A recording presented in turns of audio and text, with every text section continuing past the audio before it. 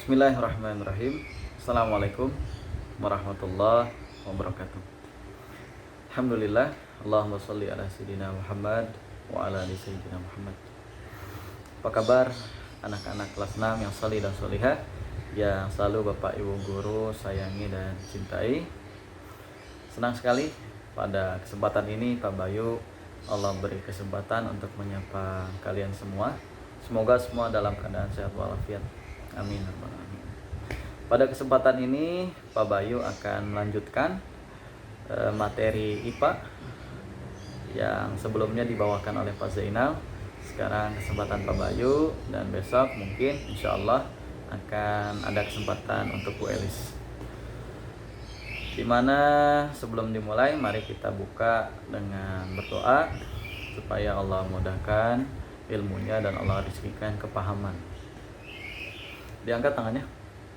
A'udzubillahi minasyaitonirrajim. Bismillahirrahmanirrahim. Rabbi zidni ilma warzuqni fahma. Ya Allah, ya Rabb, berikanlah kami kemudahan ilmu dan rezeki kepahaman atas ilmu yang menjadikan kami hamba-Mu yang lebih dekat dan taat kepadamu. Amin ya rabbal alamin. Baik anak-anak, pada kesempatan ini Bapak melanjutkan materi IPA yang berjudul Tata Surya. Mungkin kamu sudah tidak asing lagi dengan istilah tata surya. Bapak akan buka dengan sebuah pengantar di mana Allah telah ciptakan manusia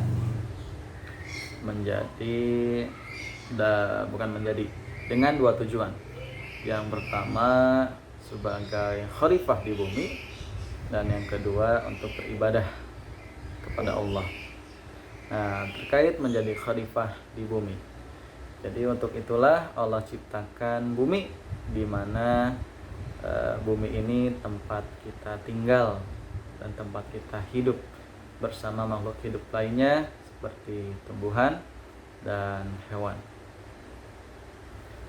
Nah, di bumi ini Allah sudah hamparkan, kemudian sudah Allah isi, dan di atasnya Allah tinggikan langit, yang begitu kita lihat ke atas, langit itu kokoh, tidak ada tiang-tiangnya. Dan ketika kita lihat celahnya, ternyata tidak ada celah, rapih. Nah, begitu juga ketika kita melihat langit pada pagi hari, siang hari, atau sore hari. Di sana kita melihat benda langit yang kalau dari bumi berbentuk lingkaran ya, berwarna kuning, kadang orange, dan dia bersinar, dan sinarnya terasa hangat sampai ke tubuh kita. Benda langit itu adalah matahari. Nah, jikalau matahari sudah tenggelam, maka siang akan berganti menjadi malam. Dan ketika malam hari kita melihat ke atas, jikalau langitnya bersih, maka kita akan melihat benda langit yang bercahaya dengan sangat indahnya. Di suatu hari dia berbentuk lingkaran, suatu hari dia berbentuk sabit. Nah, benda langit ini bernama bulan. Dan di sekeliling bulan, jikalau langitnya bersih, kita bisa jumpai ribuan bintang, bahkan miliaran bintang. Pertanyaannya anak-anak, apakah benda langit itu hanya matahari, bulan, dan bintang? Nah, tentu jawabannya tidak. Matahari, bulan, dan bintang adalah benda langit yang kita jangkau dengan mata. Di atasnya masih banyak sekali benda langit. Untuk itulah materi di kelas 6 ini akan kita dalami benda langit apa saja yang Allah ciptakan di alam semesta ini. Ya, mari kita buka dengan basmalah. Bismillahirrahmanirrahim. Apa lanjut? Baik. Nah, yang pertama Bapak buka dengan firman Allah, di mana pada saat ini atau waktu-waktu belakangan ini manusia dengan dengan akalnya yang Allah berikan, atau para ilmuwan dan peneliti telah menemukan, telah mencari tahu bahwasanya alam semesta ini terdiri dari benda-benda langit. Ternyata itu semua sudah Allah jelaskan di dalam firman-Nya sekitar 15 abad yang lalu. Jadi lebih dulu peneliti atau Al-Qur'an? Lebih dulu Al-Qur'an, karena Al-Qur'an itu 15 abad yang lalu. Sedangkan peneliti dengan kemajuan teknologinya baru menemukan saat-saat ini yang sudah Allah jelaskan 15 abad yang lalu. Di mana kita buka Quran surat Yunus ayat 5 dan 6. Silakan dilihat. Bapak buka ya. Yunus itu surat ke-10 ayat ke-5 dan ke-6.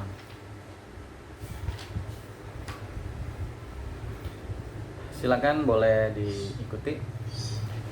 A'udzu billahi minasy syaithanir rajim. Huwallazi ja'ala asy-syamsa diya'an wal qamara nuran wa qaddarahu manazila lita'lamu 'adada as-sinina wal hisab. ما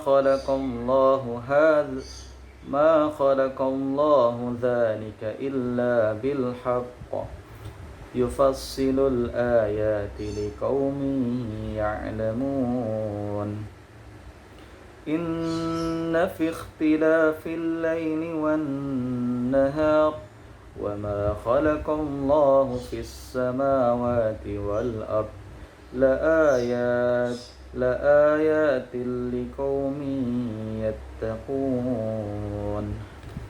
Sadaqallahul azim. Kita baca terjemahnya.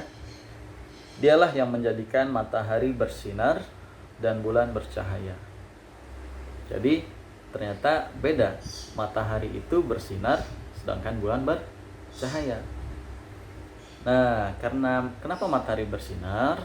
Matahari bersinar karena matahari mampu menghasilkan cahayanya sendiri. Karena mampu menghasilkan cahaya sendiri, maka matahari disebut juga sebagai bintang. Jadi, matahari menghasilkan cahaya sendiri. Oleh karena itu dia disebut sebagai bintang. Sedangkan bulan itu bercahaya. Kenapa bercahaya? Karena dia tidak menghasilkan cahaya sendiri, melainkan dia mendapatkan cahaya dari pantulan sinar matahari. Gitu. Kemudian yang kedua, kenapa disebut bersinar dan bercahaya? Karena cahaya matahari itu terasa di tubuh kita. Ketika pagi hari panasnya enak, siang hari panasnya mulai berbeda.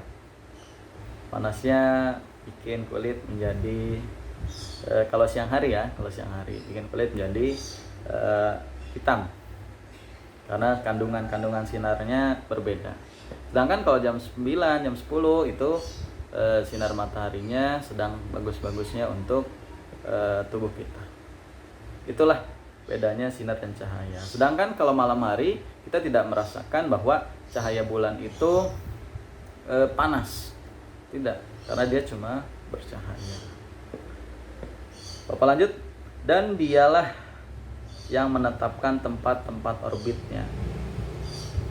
Oh ya, tadi kelewat. Ternyata dia di sini berarti Allah ya.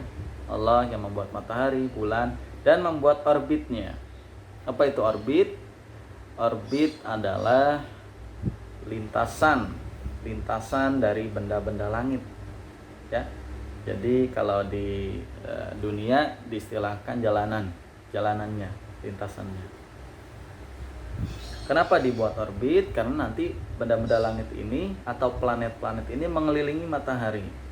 Jika tidak ada lintasannya, maka mereka akan bertabrakan, bergerak sana kemari.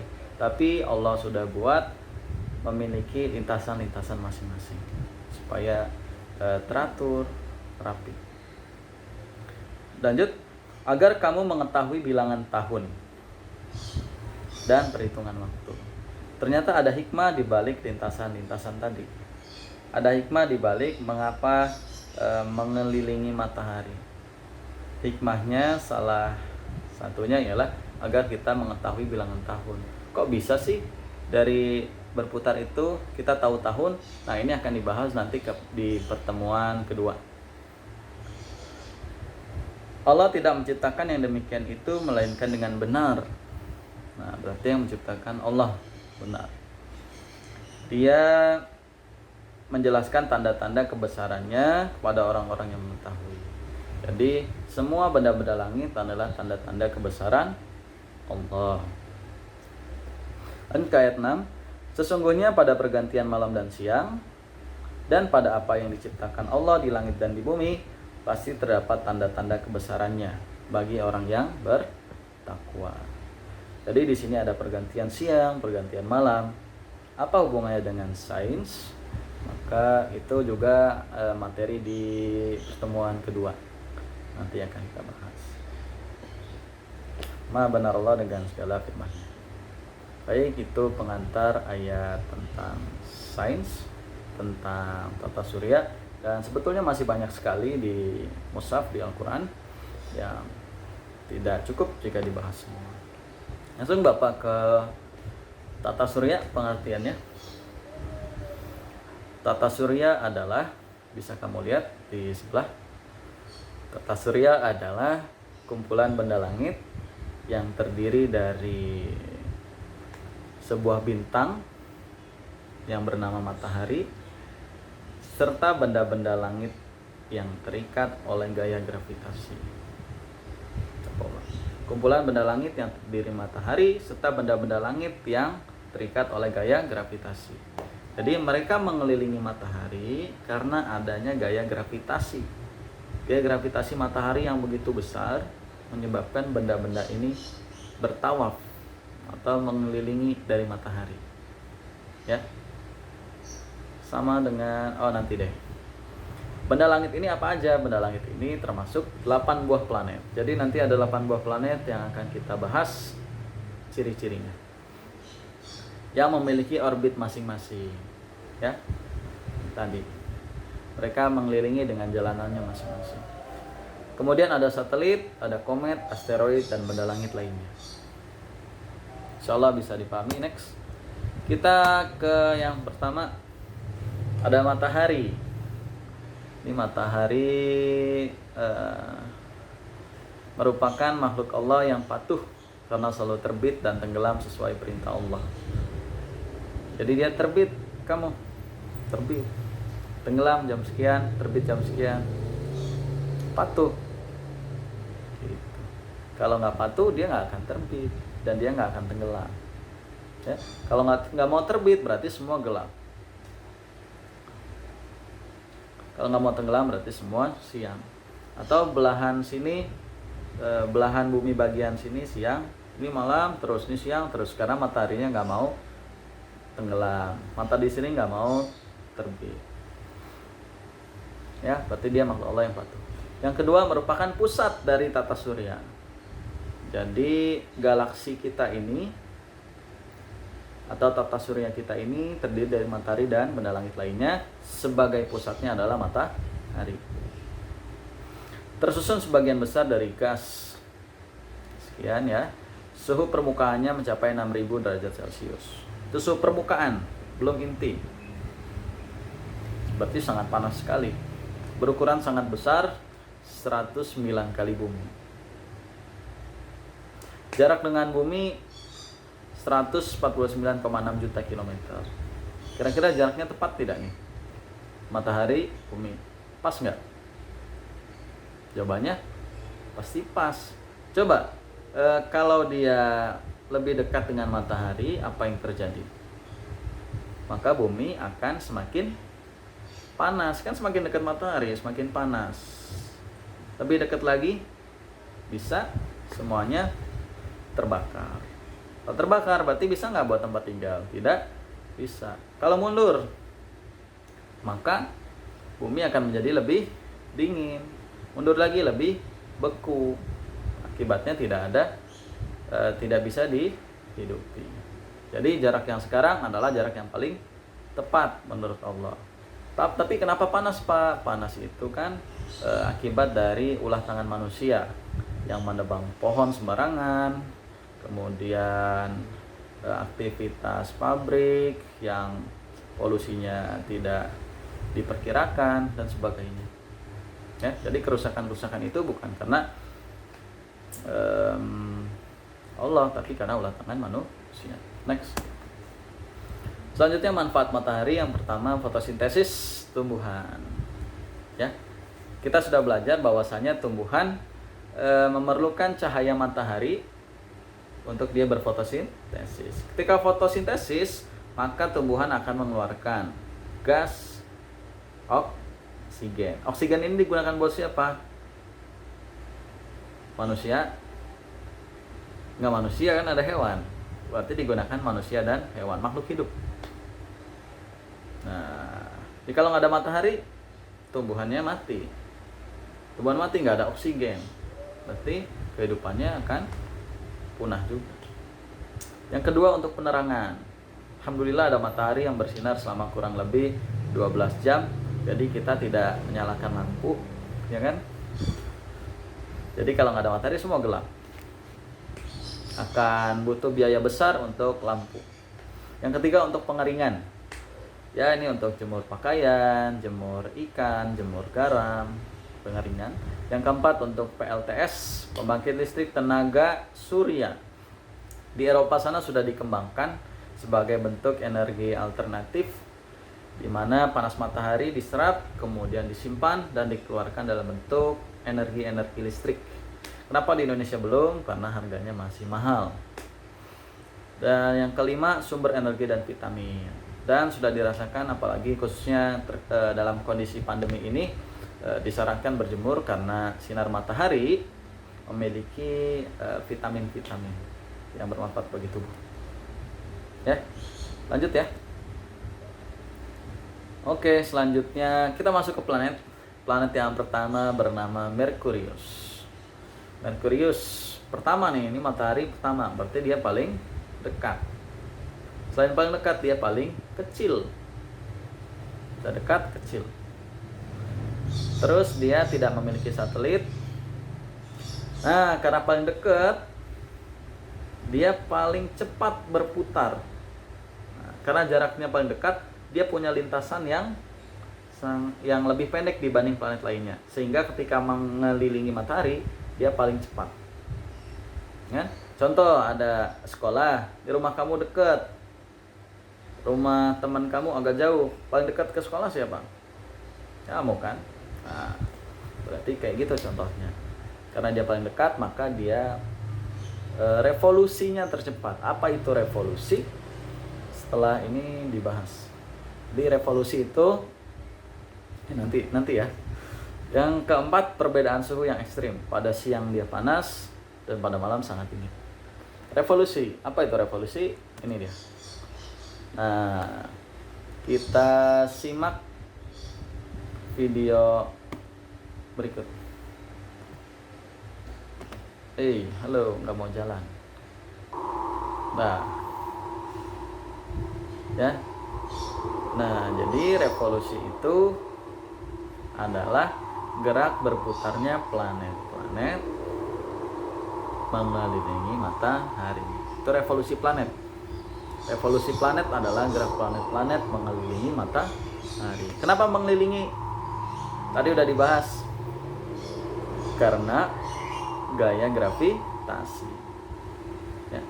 Berarti yang paling dekat sih Merkurius, yang paling jauh planet nomor 8, yang paling jauh dia. Bumi sedang lah, tengah-tengah. Oke ya. Nah, dari perputaran ini kita lihat mirip nggak dengan video berikut?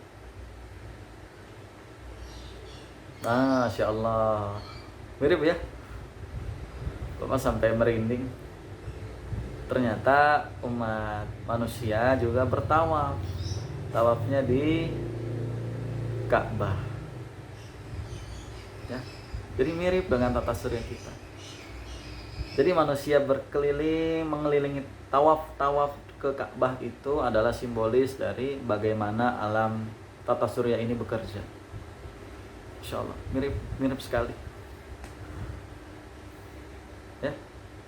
Jadi manusia yang bertawaf itu adalah simbol dari tata surya, bagaimana tata surya ini bekerja.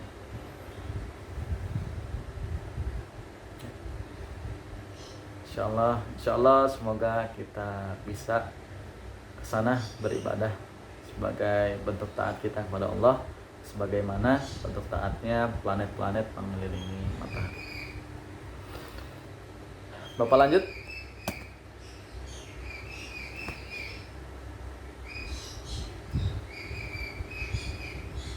Ke planet kedua ya. Planet kedua bernama Venus. Dijuluki sebagai bintang kejora, bintang fajar, bintang senja. Kenapa dijuluki demikian? Karena planet ini paling terlihat dari bumi. Jadi ketika sore hari atau ketika pagi hari, planet ini kelihatan. Oh, itu planet. Tapi kita nggak sadar bahwa itu planet.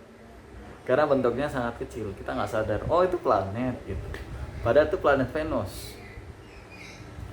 Ahli astronomi di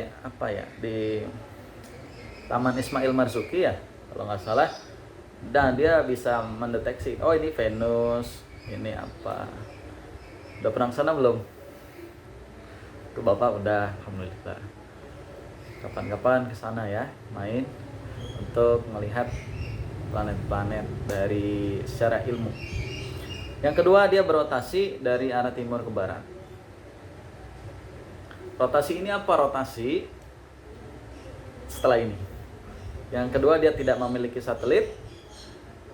Yang keempat, planet yang paling panas. Dan yang kelima, ukurannya mirip dengan bumi, diameternya sama. Rotasi ya, rotasi. Ini dia. Nah, kita simak video berikut. Oke, di gambar ada 8 planet. Nah, semuanya berputar kan? Jadi, rotasi itu adalah perputaran planet pada porosnya. Ya, dia berputar. Sama dengan bumi. Bumi ini kita lagi berputar. Nah, berputar. Jadi selain berputar mengelilingi matahari, ternyata planet-planet ini juga berputar sambil berputar pada porosnya mereka. Jadi dia berputar sekaligus mengelilingi gitu. Nah, itu rotasi, perputaran pada porosnya. Ya, bisa kamu lihat. Yang beda arah siapa? Si Venus, lihat warnanya orange. Lanjut ya. Selanjutnya bumi. Planet di mana kita tempati, alhamdulillah, disebut juga planet biru karena dari luar angkasa berwarna biru. Kenapa warna biru? Karena banyak lautan. Dihuni oleh makhluk hidup, terdiri dari daratan, lautan, dan memiliki satu satelit alami, yaitu bulan. Nanti akan ada cerita tentang bulan. Bagaimana orang bisa masuk Islam karena melihat peristiwa bulan terbelah. Dan itu merupakan salah satu mukjizat Nabi Muhammad SAW. Tadinya orang ini nggak percaya, tapi setelah ilmuwan di luar sana membahas tentang bulan yang terbelah, maka dia langsung percaya dengan Al-Quran. Jadi itulah nanti ya, akan panjang soalnya. Selanjutnya Mars dijuluki sebagai planet merah karena warnanya merah. Memiliki 2 satelit, Phobos dan Deimos. Oke, selanjutnya Jupiter. Kita ke planet yang paling besar dalam tata surya dan planet yang paling banyak satelitnya. Disebut juga sebagai giant planet, planet terbesar. Lanjut. Sebelah Jupiter ada planet kedua terbesar. Ya, namanya Saturnus. Planet yang memiliki cincin. Nah, kalau dari bumi nggak kelihatan. Planet kedua terbesar memiliki cincin. Selanjutnya ada Uranus. Uranus ini warnanya hijau kebiruan. Nah, dia digambarkan ada cincinnya. sebetulnya ini cincinnya nggak begitu kelihatan. Jadi kalau ada soal planet apa yang memiliki cincin, nah jawabannya Saturnus. Kalau Uranus tidak begitu terlihat. Dan sampai ke planet terakhir, yaitu planet Neptunus. Karena paling jauh, maka lama dia mengelilingi matahari sangat lama sekali. Ya, berarti dia kala revolusinya paling lama. Kala itu apa kala? Kala itu artinya waktu. Kala itu waktu. Revolusi itu mengelilingi matahari. Digabung kala revolusi berarti waktu yang digunakan untuk mengelilingi matahari. Bisa dipahami? Ulang. Kala artinya waktu, revolusi mengelilingi matahari. Digabung. Kala revolusi adalah waktu yang dibutuhkan untuk mengelilingi matahari. Berarti dia paling jauh, paling lama. Oke, ciri-cirinya mirip dengan Uranus. Nah, ada lagi sabuk asteroid. Sabuk asteroid ini adalah benda langit yang terletak di antara Mars dan Jupiter. Ya, benda langit terletak di antara Mars dan Jupiter sehingga membentuk suatu lintasan. Nah, lintasan ini disebutnya sabuk asteroid. Terakhir, kemudian para peneliti, para ilmuwan membagi-bagi, mengklasifikasikan atau mengelompokkan planet-planet ini berdasarkan bahan pembentuknya. Jadi kan bahan pembentuk planet itu beda-beda, dibagi dua. Yang pertama planet terestrial, yang kedua planet Jovian. Ini berdasarkan bahan pembentuk, ya. Planet terestrial dibentuk dari batuan yang terdiri dari Merkurius, Venus, Bumi, dan Mars. Dan Jovian terbentuk dari gas, bola gas raksasa. Makanya besar-besar nih planetnya. Jupiter, Saturnus, Uranus, Neptunus. Selanjutnya berdasarkan sabuk asteroid. Jadi sabuk asteroid ini digunakan sebagai pembatas. Sebelah kiri ke arah matahari, itu disebut planet dalam. Lalu siapa aja sebelah sabuk? Ada Mars, ada Bumi, ada Venus, ada Merkurius. Ya. Yang jauh dari matahari setelah sabuk Jupiter, Saturnus, Uranus, Neptunus. Gitu. Berarti sabuk asteroid sebagai batas. Bisa dipahami? Bisa dong. Lanjut, planet berdasarkan Bumi sebagai batas. Sekarang Bumi jadi batas. Loh, sebelah Bumi ke arah matahari, ayo ada apa? Merkurius, Venus, Bumi. Bumi batas berarti Merkurius dan Venus. Dia disebut sebagai planet inferior. In artinya di dalam. Ya. Sebelah Bumi ke sana keluar berarti namanya superior. Yaitu Mars, Jupiter, Saturnus, Uranus, Neptunus. Baik, sekian. Alhamdulillah sampai di penghujung video. Semoga bisa kamu pahami. Selanjutnya ada latihan. Silakan dikerjakan. Terima kasih. Jazakumullah khairan katsir. Assalamualaikum warahmatullahi wabarakatuh. Insyaallah kita jumpa lagi di pertemuan lanjutan kelima.